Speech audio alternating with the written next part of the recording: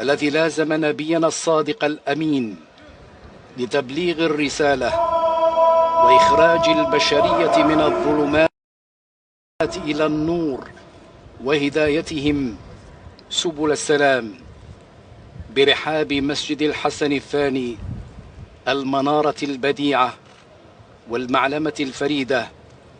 يؤدي أمير المؤمنين صاحب الجلالة الملك محمد السادس نصره الله صلاتي العشاء والتراويح وسط أجواء مفعمة بالإيمان موسومة بالرهبة والتذلل.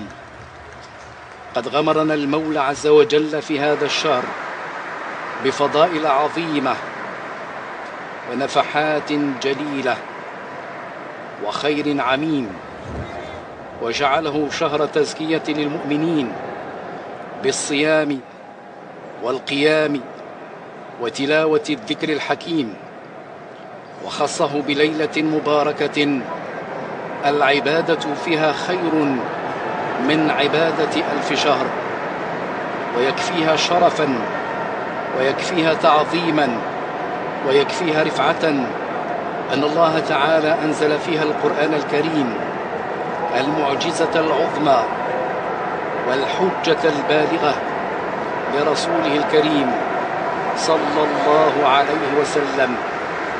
إنها ليلة مباركة كلها أمن وأمان وسلم وسلام حتى مطلع الفجر. ليلة عظيمة جليلة يكتب فيها الحق سبحانه مقادر الخلق للسنة القابلة بما تقتضيه مشيئته جل في علاه. هي ليلة من أفضل النعم التي من الله بها على أمة خير الأنبياء والمرسلين، وهي فضل وكرم لا يوازيه أفضال ومكارم. قدر هذه الليلة جليل ليس له مثيل، يضاعف الله فيها الأجر على العمل القليل. إنها ليلة القدر عظيمة القدر ولها أعظم الشرف وأوفى الأجر. لحظات قوية من لحظات الإيمان الصادق والخشوع والخضوع والتقرب إلى الخالق، وقفات مضيئة في هذه الليلة المباركة وهذا الشهر الكريم، شهر أوله رحمة وأوسطه مغفرة وآخره عتق من النار. اختص الله سبحانه الأمة المحمدية وفضلها على غيرها من الأمم بأن أرسل إليها أعظم رسول.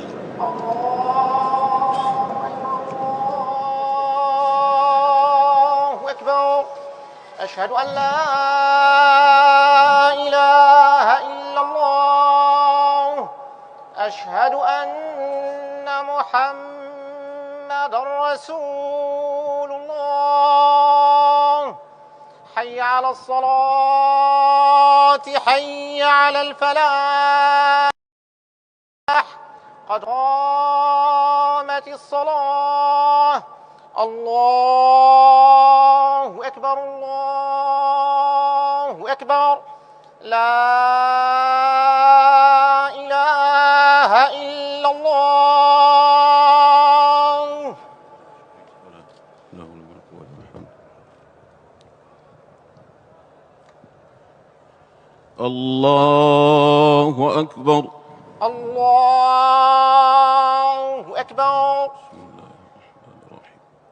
بسم الله الرحمن الرحيم.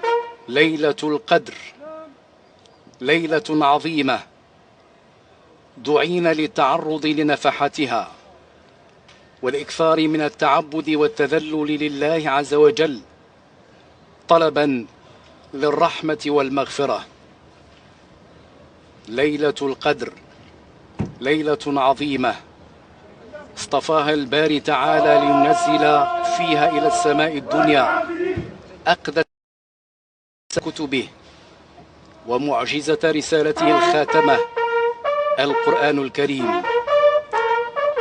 يصل في حفظ الله ورعايته أمير المؤمنين جلالة الملك محمد السادس حفظه الله، محفوفا بصاحب السمو الملكي ولي العهد الأمير مولاي الحسن، ومرفوقا بصاحب السمو الملكي الأمير مولاي رشيد، ليحيي حفظه الله حفلا دينيا كبيرا في ليلة مباركة عطرة شرفها الله تعالى بتنزيل الملائكة لمشاركة العباد في تهجدهم وقيامهم، وللشهادة عليهم حينما يباهي بهم ملائكته المقربين.